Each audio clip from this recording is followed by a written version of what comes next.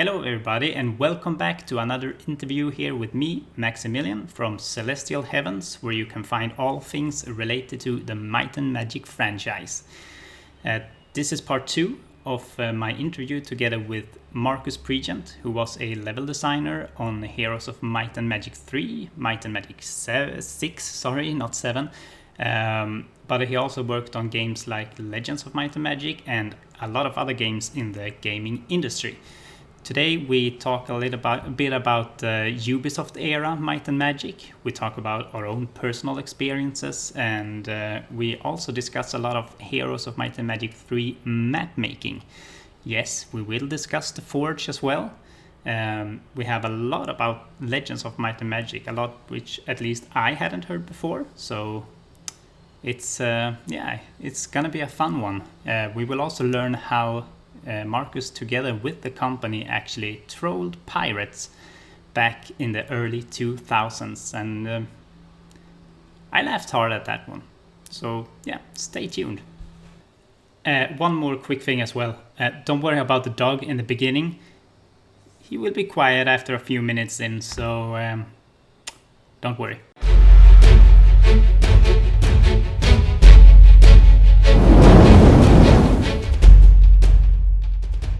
But moving on then to Shadow of Death, the next campaign after the Armageddon's Blade one.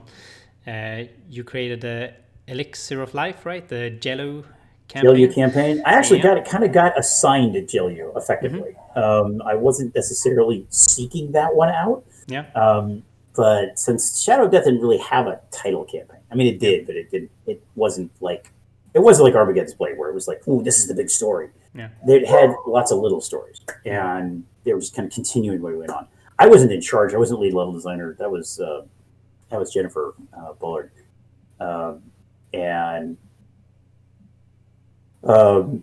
anyway, so I was working on Heroes. I did Jello because I knew Jello. That was the idea. I didn't create him per se, because his look and his basic character thing was already designed by Art and whatnot. All I did was just flesh him out. So there were different story ideas behind who he was and what he was going to be, and I just kind of went, okay, this is who he is. And I actually injected a lot of. I'm a big fan of Michael Moorcock's Elric saga, and so I kind of gave him a bit of that dark, brooding, kind of routine. Not so much an oh woe is me, but it was the. He was, because in a sense, he was the ring bearer, right? In a way, because he carried Armageddon's blade and all that stuff. So he was it was a little Frodo, a little Elric, kind of lumped together. And some of it also was because, he was pale. Yeah. He was pale with a big sword. Yep. I wonder who that reminds me of.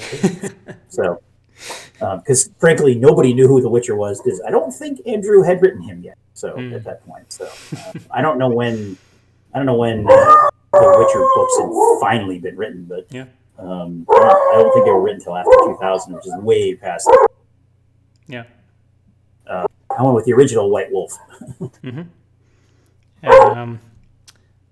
Also, because I had a question relating to how is the correct pronunciation of the It's Jello? Well, that's how we always did it. It was Jello. Again, I didn't create the name. I just created the personality. Yeah. And I kind of ran with it. So, I mean, there was a story. I don't know if I should tell this, but at one point there was an idea. It didn't carry out, but there was an idea that we were supposed to hint at the idea that he was Queen Catherine's illegitimate son. Yeah. But then it was one of those. How does that actually work?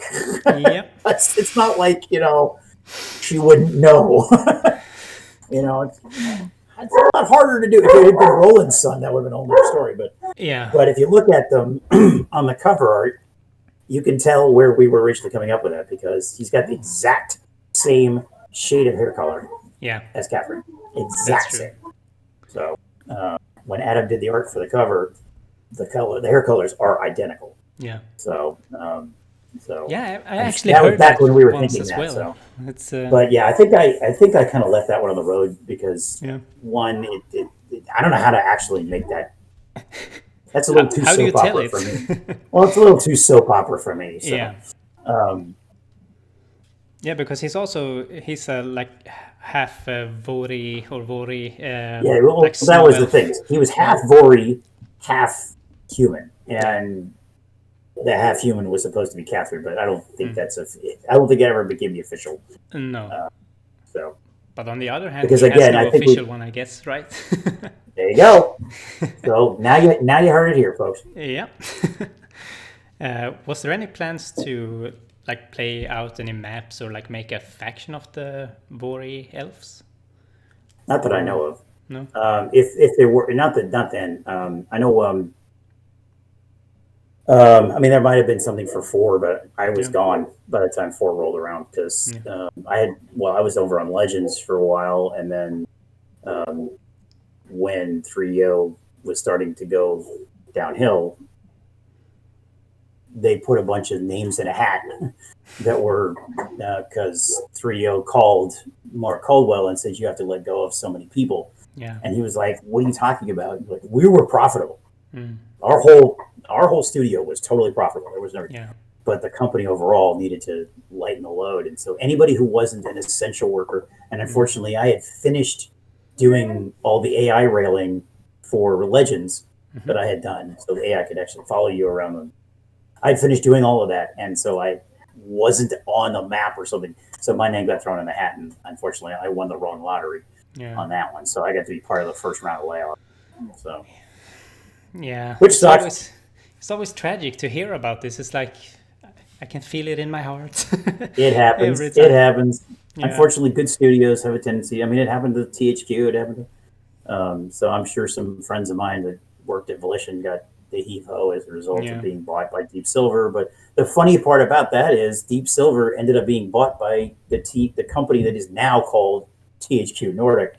So it's THQ again, which is hilarious. That's kind of funny because I used to live in Spain, and I was out at a bar once, and I just started talking to a guy in the bar like about games, and like I told him I wanted to get into game writing and all that, and he is, I think he was the head of the THQ Nordic company. Oh yeah, yeah, who is also like part of the Embracer group now. Yeah. So well, what's weird is when Volition got sold off from when 3DO's assets were broken up and sold, Red Faction went to the studio, went to Nordic. That was before they were THQ Nordic; they were just Nordic. Red Faction went to Nordic, and then Deep Silver took Volition and Saints Row, and so and then. Now that THQ Nordic ended up buying Deep Silver, it's all conceivably back together again. But who knows if from what I understand, Volition's just they're a one game studio now. They don't do two. They're not doing two coinciding stuff like they used to. Smaller footprint, a little more maneuverable if they need to change up. Because Agents of Chaos told them that, or Agents of Mayhem, excuse me, told them that they needed to be able to be more. Nimble because Agents of Mayhem. Wow, that is literally the first Volition product I ever got bored with. I've never been bored of a game that they've ever made, and that's the first one. And it's a shame because I wanted to like it, but so like because you had worked on Might and Magic 6 earlier, what sort of an influence did your experience with Might and Magic 6 have on your development of Heroes 3? Not a whole lot, really. I mean, other than the fact that I knew the story, because it was involved with 6, I knew the story and where things were going and whatnot. So it was really easy to transition into taking Queen Catherine from here over to there and just kind of following the story. And so that was a good part. Armageddon's Blade, I probably should have played 5, played 7. I mean, so that I could have done a better job with things. But it is what it is.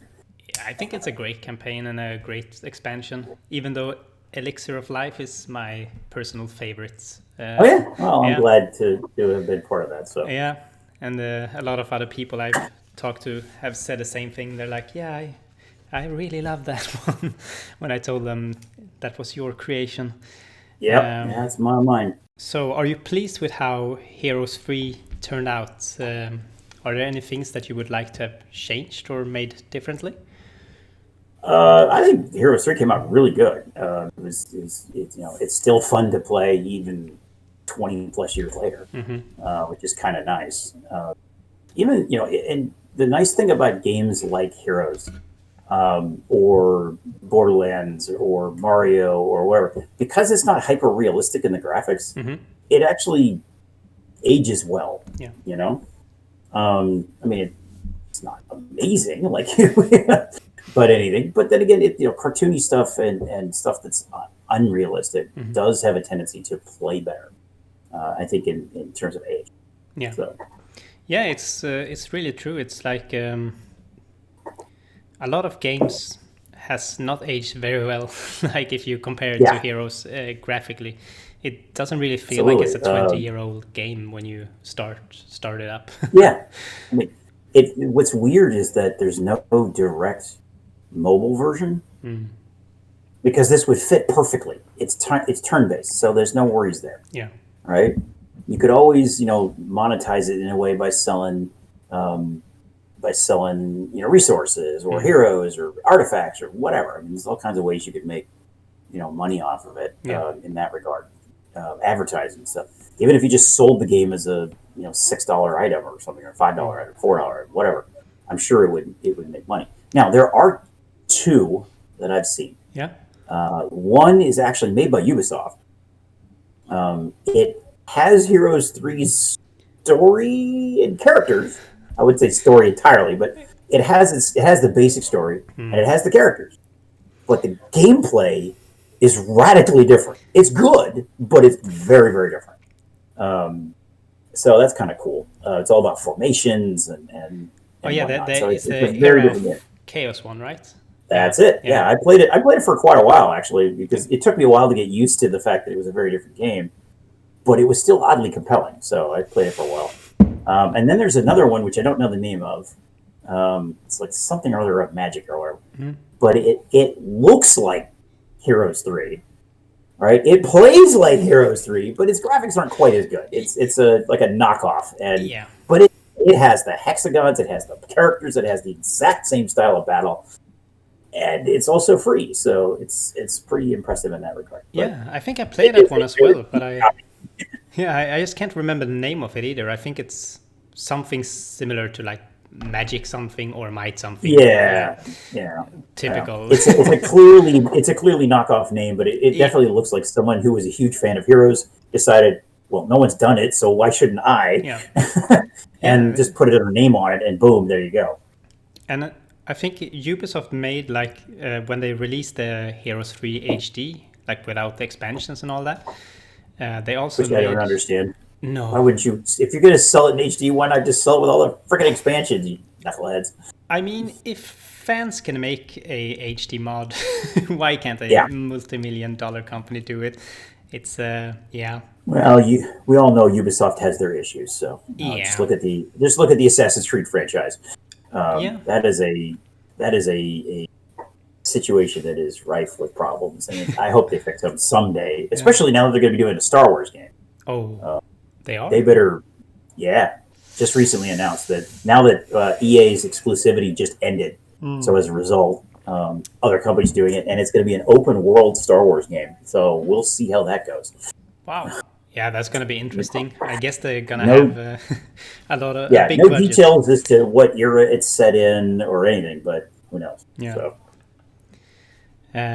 My guess is it's going to feel like it'll play like Assassin's Creed, but it'll be Star Wars. That's just what I guess. Yeah. Because why wouldn't it? Exactly. Honestly. It's I also wanted to ask some questions about the Legends of Might and Magic, which you were also involved in.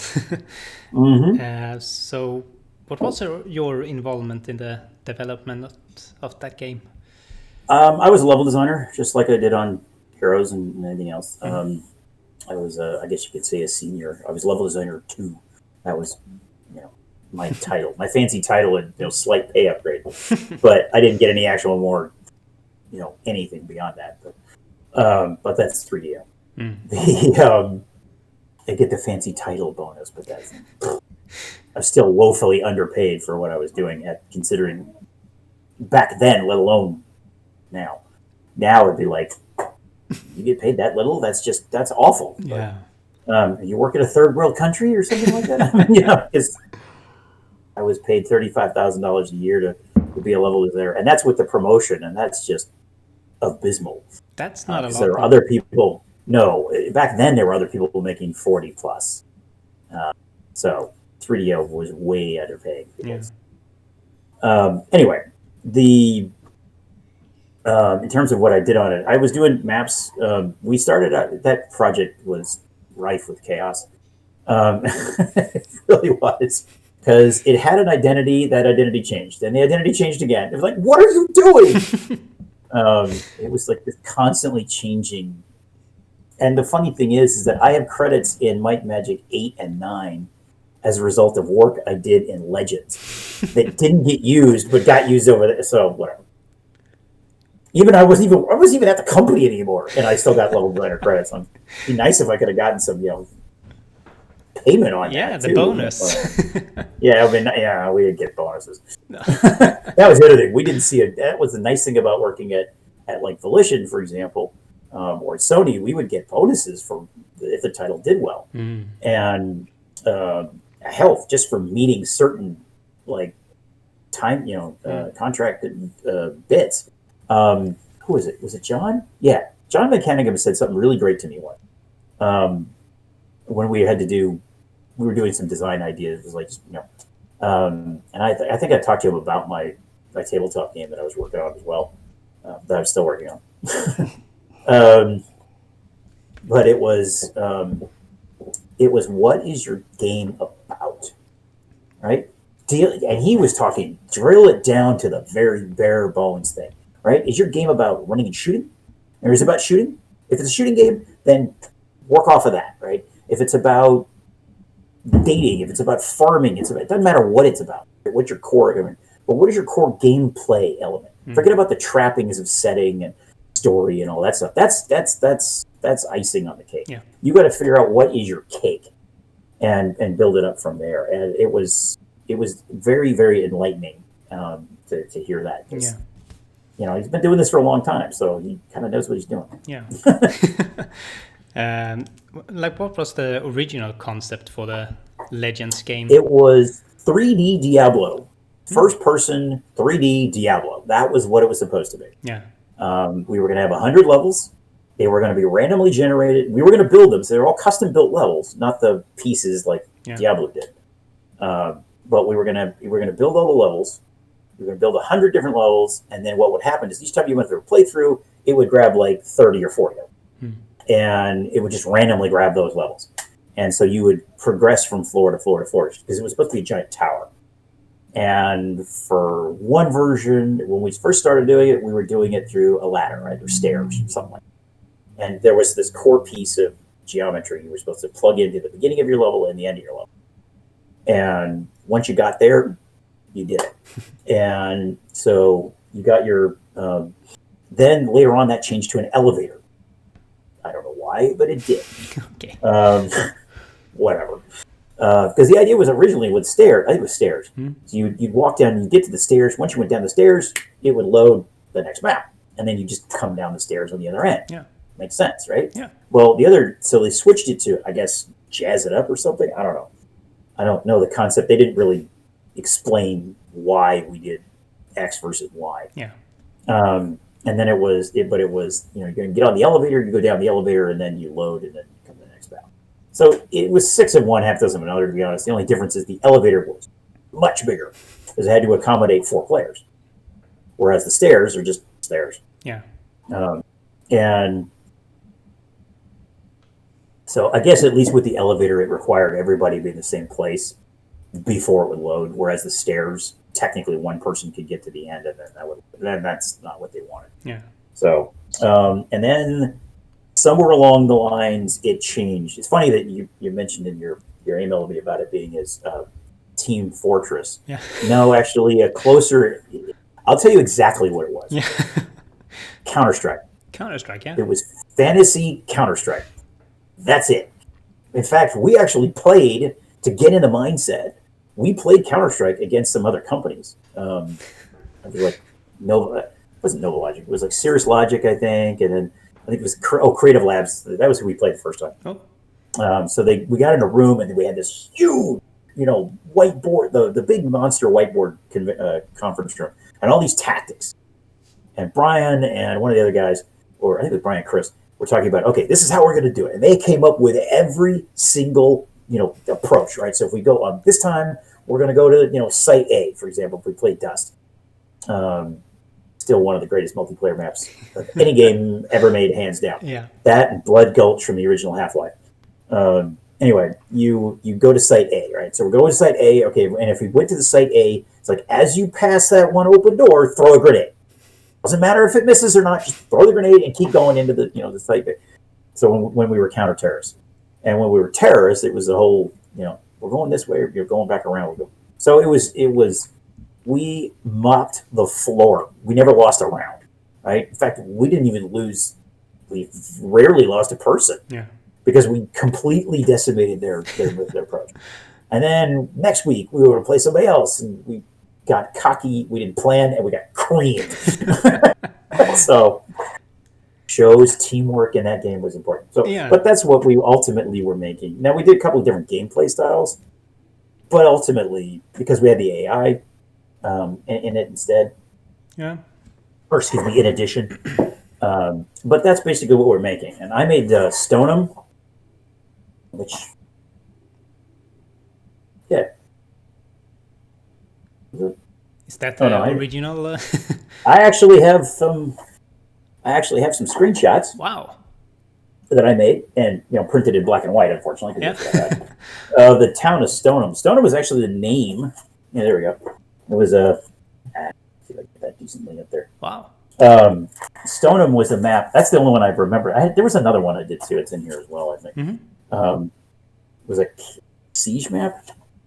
I can't read my own.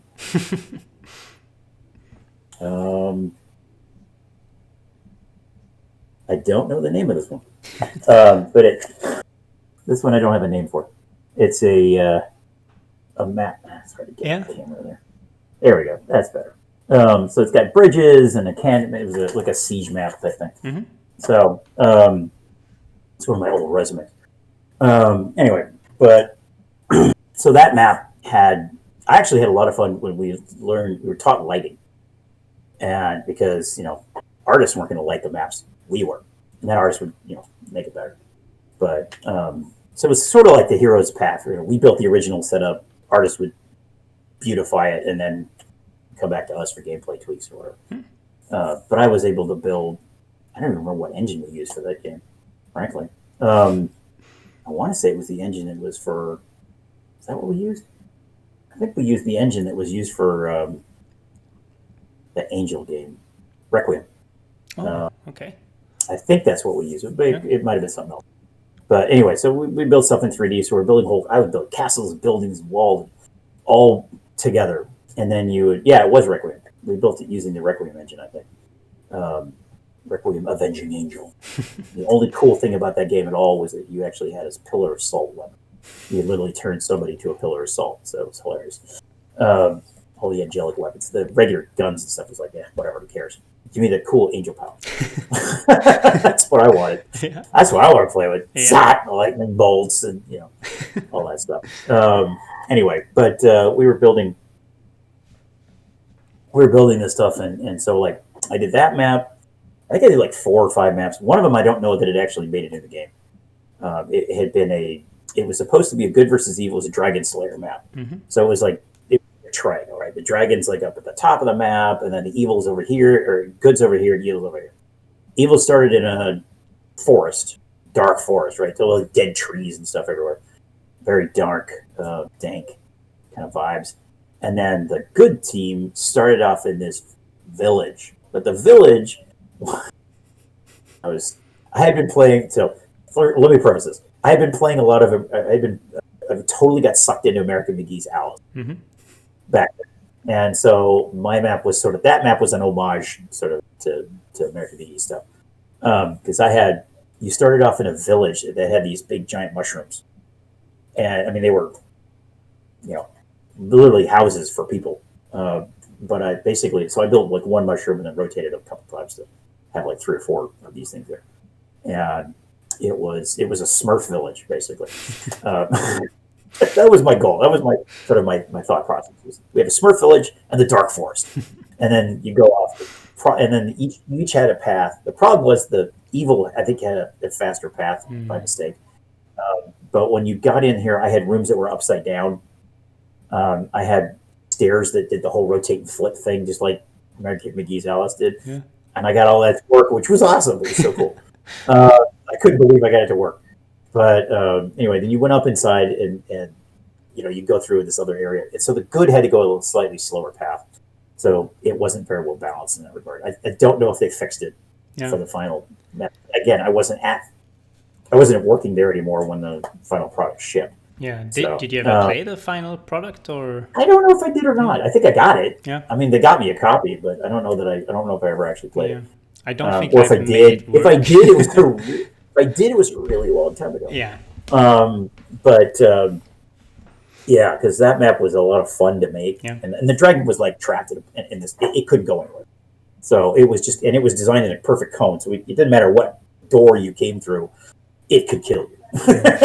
So, and the thing was, the first team to either kill each other or kill the dragon won. Oh, and there was a third path that was where the 2 teams could cross each other.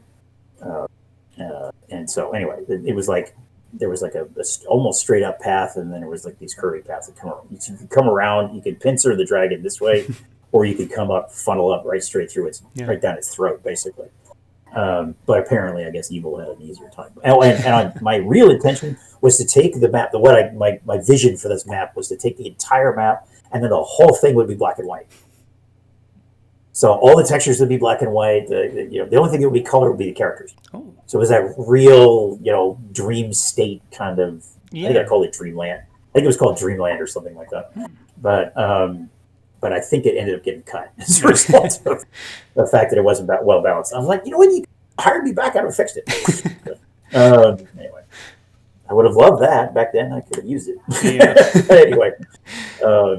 But yeah, that product, from what I understand, did not sell well. I'm like, well, yeah, because anybody who looked at it went, why would I pay for this when Counter-Strike was free at the time? Yeah, because it hadn't gone gold yet. We were playing beta 6 and 7. Yeah, I think it's. I mean, I have a copy as well, and I don't even know like how I obtained it. And I don't even think that I ever got it to like play at all. Yeah. So it's, I mean, it had some cool weapons and stuff in it. It had crossbows and swords and stuff. I mean, literally, it was just fantasy Counter-Strike. Yeah.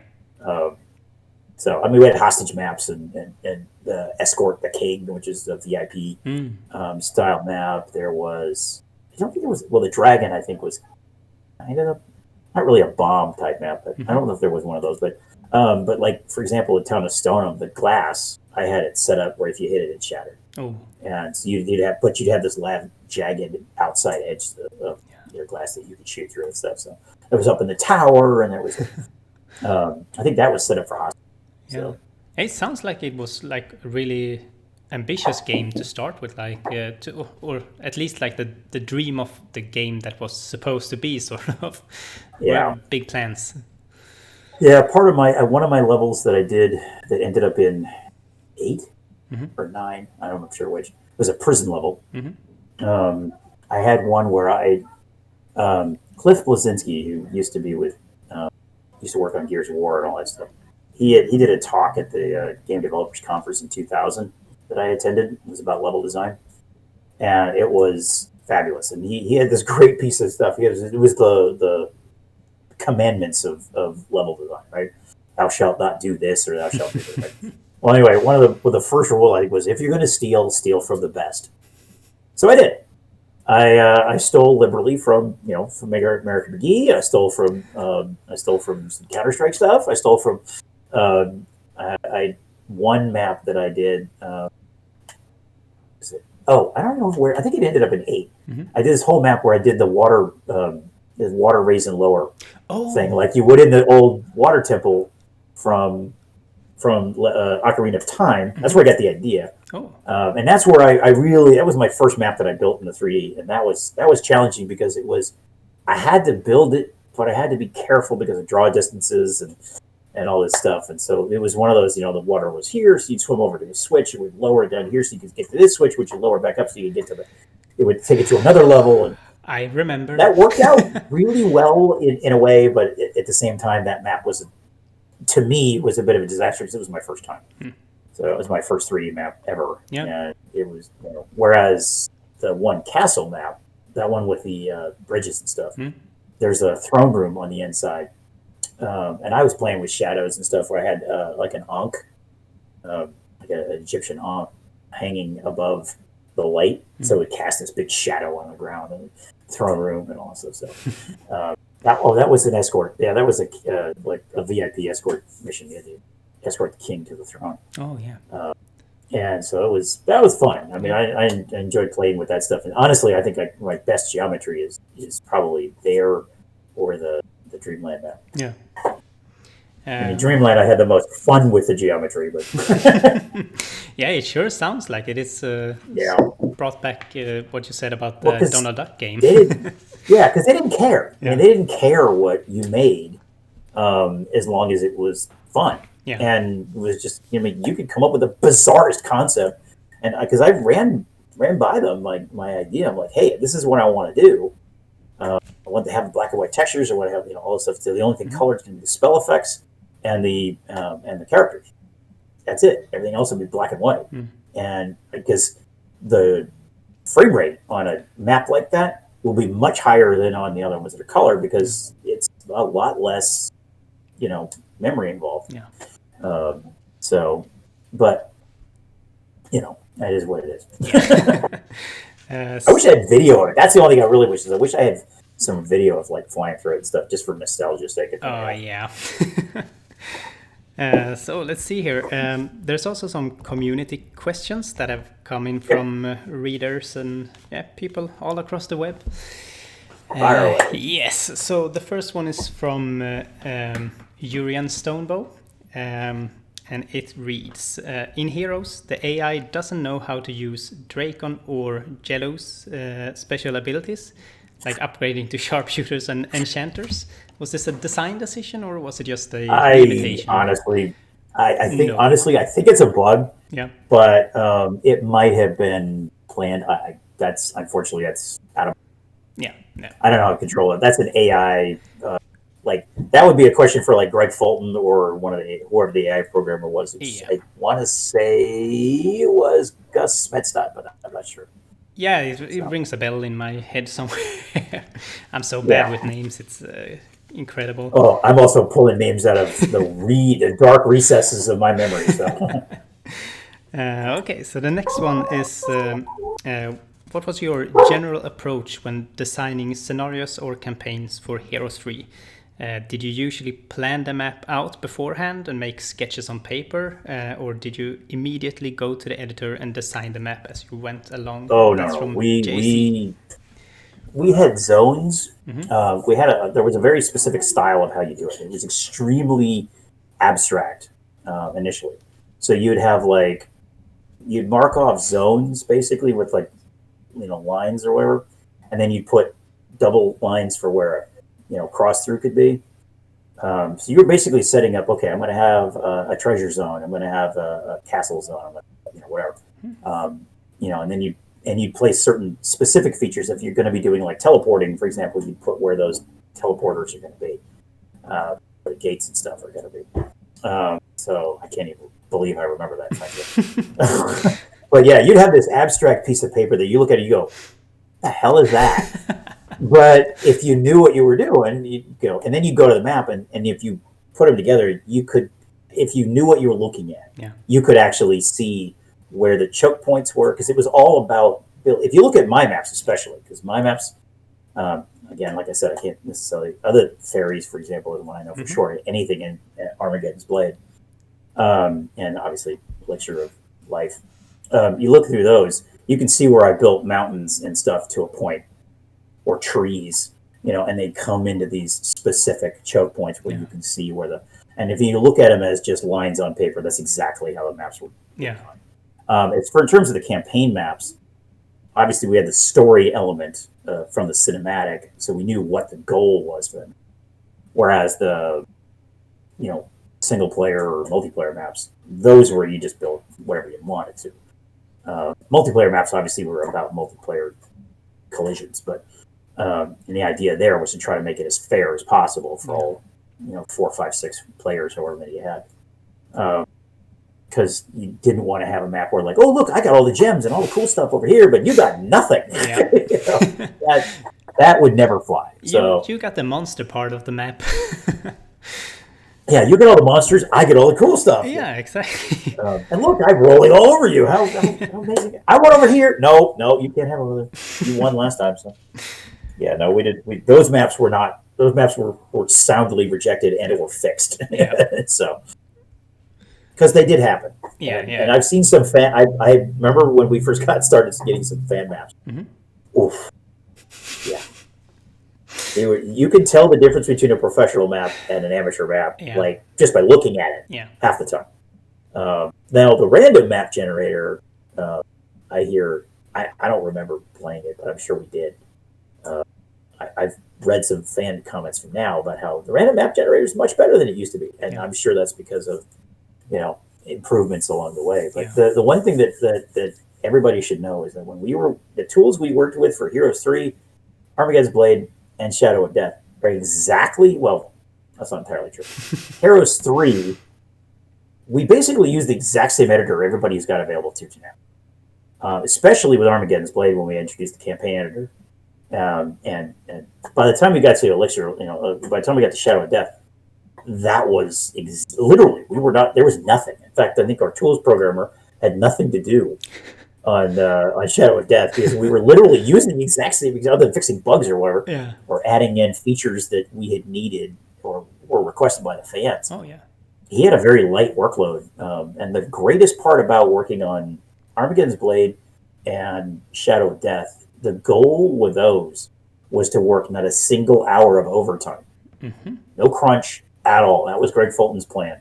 Wow. Armageddon's Blade, I think we might have done a little. Yeah. But I have no bad memories of, working long hours on Armageddon's Blade. Well, that's why, that's part of why I also only had, 11, 12.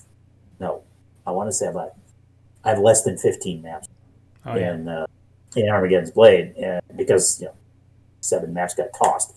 What sucks is what I should have done is ripped out those things, dropped in some alternate, replaced them with something else, like the Demon Kingdoms or something, and gone here and just save those maps. Yeah. But I didn't. So foolish me. I could have turned them into individual, single player maps, no problem. Yeah. Because that's what they were built for. So, but hindsight is 20/20, as they say. Yeah, but, exactly. It's not something you can do about that now, anyway. I guess it would have taken some work to replace things, because obviously all the text stuff would have had to have been replaced to not make it as story oriented. I'd have to replace all the Forge Towns. In fact, I think at a certain point we couldn't even load those levels because the Forge Town would just crash. Oh, as a result. So you couldn't even open them up. That's tragic. I'm sure a programmer probably could have, we could have retrieved them, but it wasn't worth it at that point. No, and it's not like you think like, oh, in 20 years someone's gonna use this or anything like that. Exactly. Right, and some fan's gonna find the lore. Yeah. Yeah. Anyway. How much play testing did you do for an average map? Asks also JSE. Me personally, or like the studio? I would say the studio on average. Okay. Well, me personally, you make a map, you play the crap out of it, and 20 hours at least, probably, maybe more. It depends. I honestly, I don't know. But in terms of the testing department, I couldn't tell you. They would spend weeks on the maps. But again, we had so many that you have to especially with Hero 3, the core with Restoration of Arathia. Yeah. There was 100 maps, Yeah. and our testing department was relatively small, so they keep in mind 3DO also tested it, not as well, but they're testing. So I would say any given map probably has at least 100 hours of testing on it. That's just a pure guess at this point, based on because I don't know how many testers all dealt with it and for how long and whatnot. So it's a lot, but I guess it's good that you at least not have nearly like a testing department. Yeah, and I guarantee that they got tested to death over the last 20 years. So, and I'm sure there are bugs still, even this day. Yeah, of course, there's always going to be bugs. It is what it is. But we're not Bethesda. We don't have Skyrim level bugs. No horses going up hills. People just randomly disappearing or freezing in the air. None of that garbage. No, it's once again it's the modern technology curse, I guess. Everything gets so advanced, it's gonna be a lot of it also came down to the fact that our goal back then was we didn't want to produce patches. We didn't have to. In fact, the first or second patch for Heroes 3 had actually a special little thing in it. We had released 4 copies. Well, we released a bunch of copies out for journalists, right? I put the air quotes because 2 versions ended up on the piracy boards. Ooh. And but we got smart. We had gotten smart a long time ago, and we serialized every single executable. So if this executable went to you, it would have your name on it, right? It would, in the code, there'd be your name on it, and so forth with all the various versions of it. So the ones that go out to, IGN or whatever, all those various sites, all the big sites, we were fine with it. But these people who claim to be whatever, and one was Russian, I think the other was Chinese. I'm not sure. But anyway, they both we found them on because we used to look at the news groups just like everybody else did. Hey, it's yours. Anyway, so we got it there, we found them, and so we produced a patch. And what the patch did was it actually erased. The patch would go in, and all it did was the first thing it did is it looked for is this name or this name in the executable. If it wasn't, everything was fine. Yeah. If it was, it deleted the major file that had all of the art, all of the characters, all the way gone. And you were just erased. And then you get this lovely screen that said, "Thank you for playing the demo or the playtest demo of Hero 3. Please go buy the game now." Wow. And oh my God, the funniest things were seeing comments from the fans. Oh yeah. We actually got a couple people who had the chutzpah to say. Well, my favorite was the funniest guy who wrote, "Do you have any idea how long it took me to download this?" And you deleted it. That's not fair. Blah blah blah. And so, this is back in the days where high-speed internet was still slow. Yeah, it might as well. It was still. Yeah, it was almost all like dial-up people. It was still predominant. And the funniest thing in the world was we didn't have to say anything. The fans just went, "How dare you buy it? You shoot pirates!" And it was just. Yeah, that's a good thing. That just shows the community comes out for you. They defended us nicely. It was very funny. And they're like, "Wow, you got a lot of balls to say that on the company's own website." Yeah, that's savage. It's too funny. It was too funny. Yeah. So when designing campaigns, did you work on them individually, all of them, or did several map makers? Any? Oh no, it was with Heroes 3, we had there were the 3 of us who were doing the campaigns, and when you get to when you got to the expansions, I just did them all on myself. Oh. What happened is you get this campaign, that campaign, you get these maps of this campaign, for example. And the like Chris had started a campaign, and he's like, "Oh, I need you to finish." Mm-hmm. So in those cases, there were like 2 maps or something like that to do. Then in that case, but almost all of the later ones, like literally Armageddon's Blade and Elixir Life, I did those completely by myself. So, I mean, obviously feedback from from Jennifer and Greg and whatnot, depending on the project. And then bugs, Oh yeah, of course. It's you always think that like, oh, this map is perfect, and then someone's like, is this supposed to happen? No, I already knew long ago. Greatest piece of advice I ever got from anybody, and I don't remember where, was don't get married to your work. Oh yeah. All right, if you're creative in any way, shape, or form, you get married to it, you start defending things without you close your mind off, and so. If you're building if somebody who's watching this is going to build fan maps, or whatever it is, you need to say, okay, I made this, but other people are going to own it, so to speak, because they're going to be playing it, they're going to love it, or going to hate it, whatever the case may be. You have to say, all right, I usually used to take the thing of, okay, here's my map, what did I do wrong? Yeah. What did I screw up? Where could I improve it? And that's where I screw up is not the best way to put it. Is how can I improve this? How can I make this better? Yeah. Because I always looked at game design, level design, whatever the case may be, whether it's writing, game design, art, sculpture, whatever, any kind of creative endeavor, it's always about customer service. And that's probably because I did a lot of customer service work at that time, is that you've got to make them happy because they're the ones who are going to be living with it. Yeah.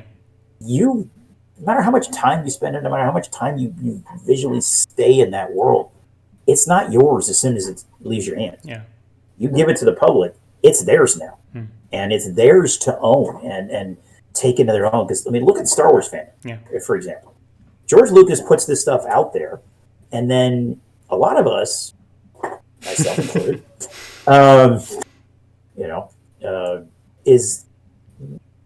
we feel betrayed when we see the way the prequels should have gone, and we see stuff in the prequels that doesn't match up to the original trilogy, and you're like, what the hell? And that's what you got to do as a creative person yourself. You have to understand that once it leaves your hands and goes out to the public, it's not yours anymore. Yeah. It's theirs. And that's where you've got to keep that service, thing. Because whatever I'm doing, I need to make sure that it's fun. It's not frustrating. And trust me, I have built levels in my time, like Siphon Filter. The 2 levels I built for Siphon Filter Omega Strain turned out to be like the hardest levels in the game, and people hate me as a result of those levels. I hated me for making those levels. Yeah. It's not what I wanted to make. I want to make fun. I didn't want to make hard. Yeah. That's not my style. I like games to be. I want you to play it over and over again because you like it. And there are some people who absolutely love how difficult those levels are. I mean, I used to fail. I think I completed the stealth operation. Both of them were stealth maps. I think I completed the stealth. Well, you can't fail stealth on the second map, which sucks. But the first map, Yemen 2, or Yemen 1, excuse me. Yemen 1 is a stealth map. You can blow stealth and just run and gun it the rest of the way. I only did it once. I was only able to succeed once.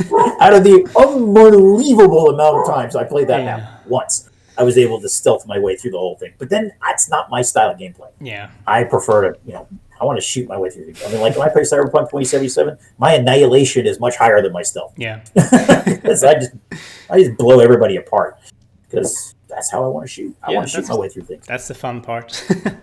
So the next one is from Fire Paladin. And he asks, was there any features or additions that you really missed or wished for when making maps? Well, I've already kind of touched on it, and that would be the flowers. Actually, I would love to have had an ability to turn passability off on a particular sprite. Yeah. Like sometimes a flower could be, whatever. For certain maps, I want the flower to block. Other times, I don't. So that's fine. I don't want to have a situation where stupid rose blocks the path. I'm a freaking guy on a horse. Come on, yeah, exactly. Flowers. Come on, flowers. It doesn't make sense. Yeah. So that's why it would be nice if you could just say, okay, for this map, I want this tree is here, because there are certain things you could do. It'd be nice if you could have like a trigger, where this tree is here, and then after the trigger requirements are met, that tree disappears.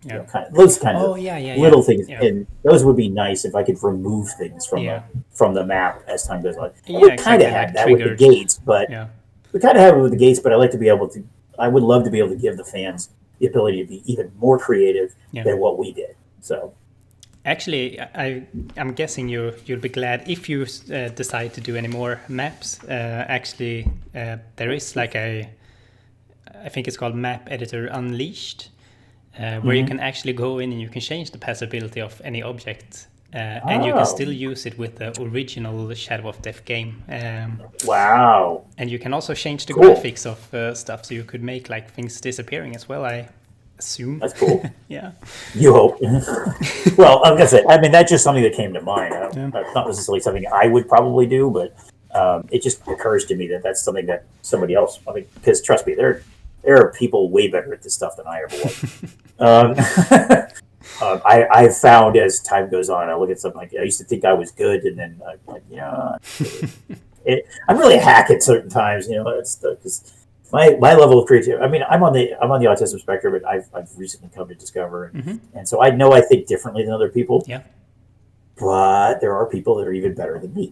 So, the good news is I don't think I'm all that in a bag of chips. Okay. I know as Dirty Harry once said, man's got to know his limitations. Yeah. And my limitations are I'm good, and I've thought of things outside the box, and there were ideas I had for Red Faction Guerrilla, for example, which did not get used.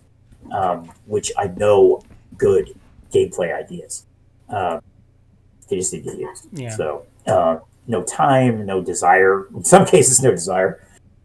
One I was even told was a good idea, but then as the progress on the game slowed down a little bit, it just kind of it got cut for time. Yeah. So and I get it. I get it. How was that influenced you during your gaming industry career, if you want to talk anything about it? What do you mean? Like if you are on the spectrum. Well, I've only, like I said, I only recently discovered that. I learned I had ADHD when I was at Sony, and that explains why why I didn't end up. What do you call it? I didn't end up being the lead level designer on Shadow of Death. Was because my mind started to go off in many directions. I think some of it is I was starting to get a little burnt out. Yeah. On Heroes, because again, I'd lived with it for 2 years. There's only so many bloody war maps you can build. Yeah. You just go, I'm out of gas. Yeah. As a fan, it's one thing. You don't have time pressures, and you don't have you're not getting paid for that. So that's one of the reasons also why I shifted. I like the fact that I shifted from project to project because I got to play in different pools. I got to just dip my finger, get my toes in different different hot tubs, pools, whatever you call it. Yeah, exactly. Give me to round myself out a little bit more. Yeah, exactly. You get the variability that you need as a person with ADHD. I have it too, so it's yeah. Well, yeah. I think a lot of us who are nerdy types, we tend to do that. Yeah. Yeah. So I just got caught a bit off guard. It's I wasn't expecting that. But also I was expecting it, so it's... There you go. So the next Expect question... the unexpected, sir. Exactly. The next one is from Pandatar. And I had to rephrase this a bunch of times. I love the names. Yeah, I know. It's Fire Paladin, Pandatar. Yeah. Pandatar, that's an awesome name. Actually, my nickname at first was Hero of Punk because I was like 15 years old. I had a huge mohawk. And wow. Yeah, and I was like, what am I supposed to call myself? It's like hero. It's like... Oh, I remember what the question was asking about the name Hard. Oh, yeah. Hardpoint. I used to play. I've been like I said, tabletop gamer since I was 13, and for a long time I used to play Champions, superhero thing. So Hardpoint was my first Champions character. So his name was Jack Action. He was a major, so he was Major Action. So lame stupid name, I know, but the funny part is that Jack Action I even stole from a song by a band called Wasp. Old 80s video band. Well, anyway, it was just like, oh, that's a perfect name. And I'd used the name in is it Danger International or something? I don't know, something like that. It was another hero game, but it was set in the 30s, so it was like it was like a perfect Pulp Fiction, old 30s pulp kind of action kind of guy, right? And so I used it, and then when I'm doing a hero rule thing rolling around, I just kept the same name. And in fact, that was my AOL address for a while. It was Jack Action. Yeah. But anyway, but yeah, he was a. I took the name Hardpoint because a hardpoint on an airplane or a helicopter is where a weapon is mounted. So he was a walking weapons platform. Oh. Basically, that was his. I had basically powered armor, and I could generate weapons as I needed to and stuff. So it's funny because I ended up playing Borderlands 3, and they digistruct guns into place. It's the same idea long before Borderlands ever existed. Yeah. So I played that character, I think, mid 90s till I finally moved away from California back in 2002. So.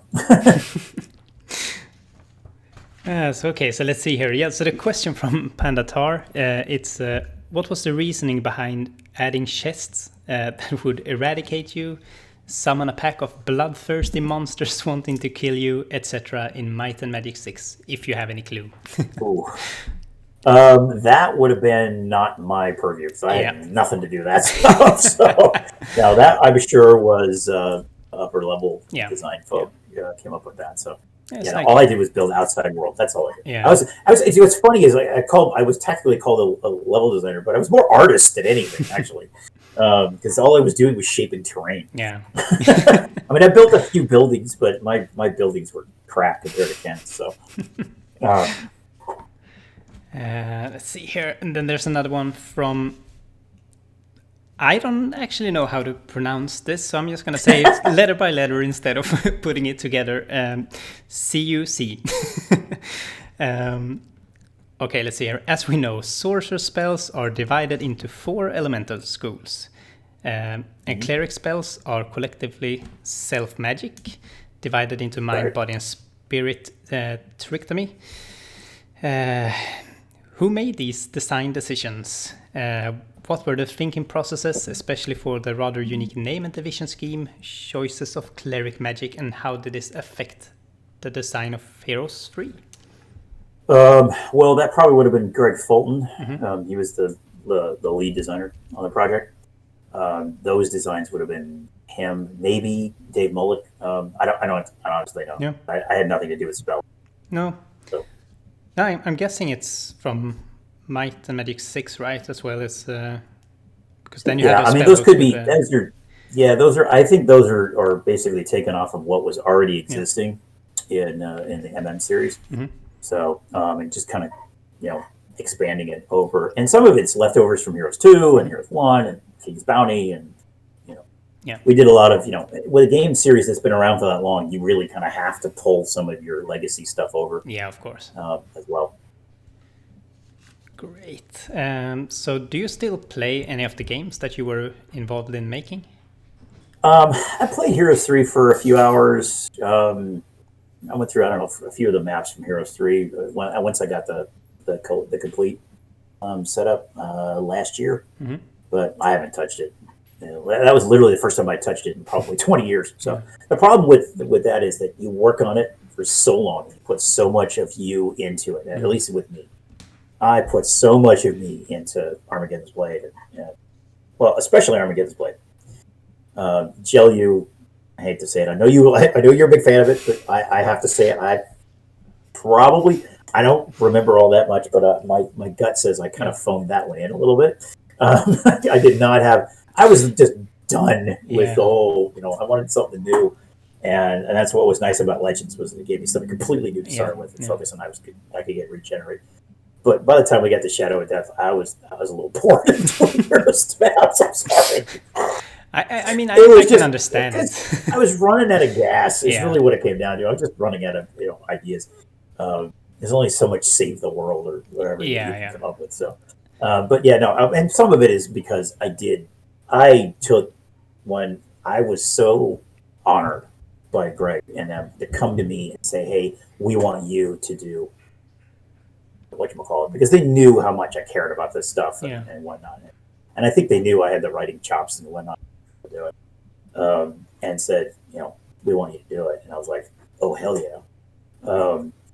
And I got, I just went down the rabbit hole on that game for a while. Yeah. And so I think that's part of also what was that I put so much into it. And then, the whole having to redo maps and stuff. Yeah. That really kind of messed things up a bit. Yeah. It's soured to me a little bit. So, I mean, but at the same time, I understand. It's hard when you as you say, you put something, you put so much energy into it, and then you have to cut it out and you have to rebuild it, and it's like, I could have done this, but I have to do that. I mean, I've gone back and played Crimson Skies several times. Mm-hmm. I've gone back and which I worked on, and I didn't get to finish the last year of its development, but I was totally invested in that game. I love the world, loved everything. Played the hell out of that. I have played, Hero. I never actually did. I don't think I ever actually sat through an entire playthrough of Might Magic 6 because, again, I've done it so much I don't care anymore. Yeah. And then, especially when you put as many hours as we did. Oh God. It's so you're just done with it. I want something. Give me something else to shoot at. And that's what I want. And I've never been a huge fan of the I have 4 players, but we all work together. We all walk together. What a 4-headed Hydra of a character. It just never sat well with me. Yeah. Even in the old days, because I played like Eye of the Beholder and those old. That game had the same problem. Yeah. But that was much more ka-chunk. You move to the next spot. Ka-chunk. It wasn't smooth like this was.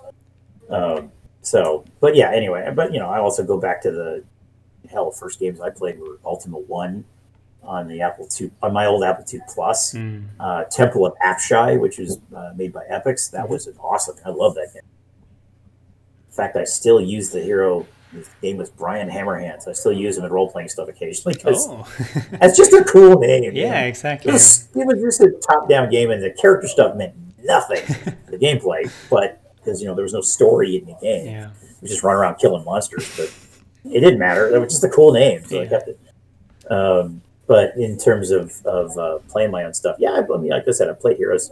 I get an itch to do it every once in a while. Yeah. Getting approached about the Forge stuff kind of reignited my interest in let's try this again. Yeah. And it ran. I was surprised at how well it ran. Yeah. After getting the stuff from GOG and playing it. Yeah. It's. I mean, even 20 years after, it's so good. Yeah. Whatever emulator they did to get it to work. Yeah. That's did a great job. So would you say that you miss working with the Might and Magic franchise or even the Might and Magic universe? It's a franchise, but a lot of the people. Yeah. I think it's more the people than the product. I don't really care. I mean, okay, I don't want to work on Barbie Horse Farmer, for example, per se, because I just don't see that being very much fun for me. I don't think I can add anything to it. I am very much a guy, not into girly stuff. It's nothing wrong with it. It's just not me. I don't think I can do it justice. This is really quick upset. And if I can't add anything to it, it's just not really my shtick. Yeah. Whereas other stuff I definitely can. If it's it's got combat, if it's got story, if it's got intense emotions, hell yeah, I'm all over it. I don't think I could work on a comedy game either for the sake, even though I wrote one, wrote up a design idea for it. I have to have a connection to it. And if I don't, it's not worth it. But I mostly miss working with guys like Ken and Tim, Greg, and Dave and all that stuff. Because both Daves, Dave Mullick and Dave Gotan, Yeah.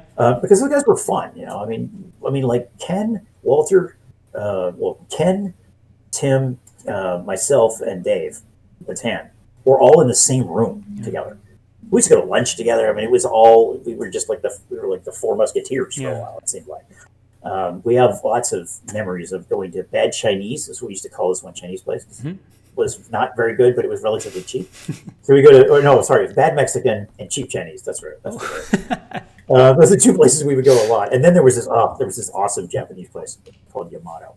That was fantastic. But that was one of those things that we usually, when we got paid, we'd go there because it was a little pricier, but it was totally worth it. Totally worth it. But yeah, like I said, I missed that stuff, and I missed the joking around and Nerf guns and test toys and Nerf guns, giving each other grief.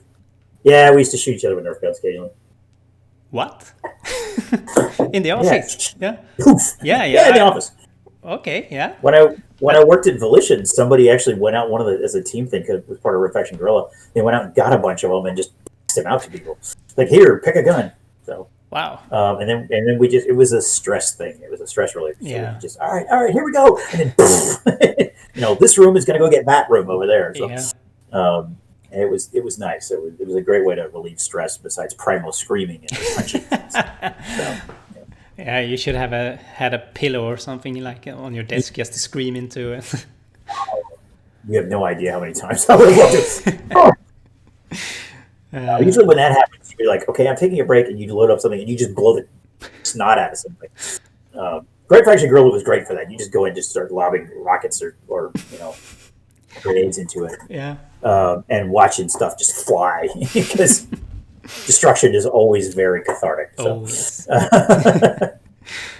So I think you touched on this earlier as well, but have you had any chances to try out Ubisoft era Might and Magic stuff? I haven't.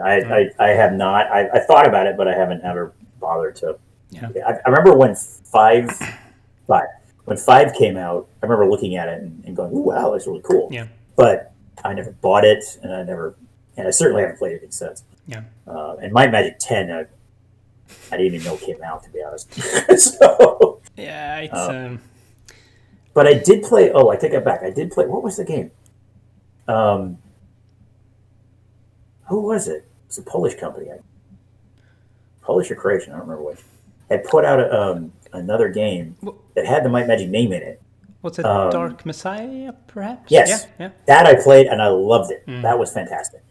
And that studio has made other things that I've also liked. So, which later on. But Dark Messiah was a lot of fun. Yeah. Terrible name, but a lot of fun. But they had a really nice box with like silver and the big orc on the front. I love that. Well, and the once you get used to how the weapons worked, it was fantastic. In fact, it's still on my. I think I bought it through Steam, so I've got it. I can play it whenever I want. Oh yeah, I have my entire Might and Magic collection down in the basement, but then I also have them all from GOG, so there you go. I can play them, and I mean, it's not like I would mess up the old copies by. Sure. I mean, I have boxes. In fact, I found the other day. I found one of the things we had this lovely. They gave for Might and Magic 6. They gave us this binder that had paper in it, and it was just lined paper, but it had the logo across the top of it, and it had Larry Elmore's painting screen printed into the front of the. It was one of those squishy kind of thing. It was, you open it up, the inside is your pad of paper. I still have that. My wife actually kind of stole it from me and she used it. But I actually found 2 or 3 pads of the paper still. I'm untouched, untorn off. It's all glue bound across the top, so you can just tear it off. But I'm like, holy crap, I still have this. That's awesome. That's really cool, yeah. I kept meaning to frame the box cover, but I never got around to it. Yeah. Because considering it is the first one I ever actually have a level to credit on. Yeah. So. Have you ever tried any mods for Heroes of Might and Magic, or Horn of the Abyss or Wake of Gods or something? I've been meaning to. I've read about Horn of the Abyss. It sounds pretty cool, but I haven't actually tried it yet. No.